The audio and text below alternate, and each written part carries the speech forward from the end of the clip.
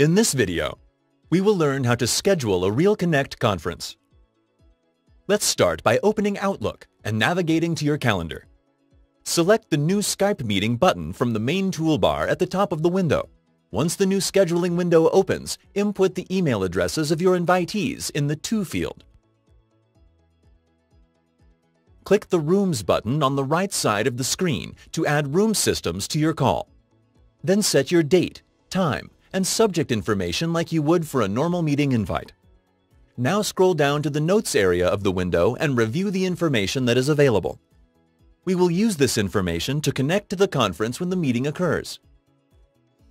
Once you have completed the details for your conference, click the Send button to send the invitation. Now that you have scheduled the conference, open the meeting invite and review the meeting information. You will see the link to Join Skype Meeting, along with the dialing numbers for audio-video devices and audio participants. This concludes our review of how to schedule a RealConnect conference.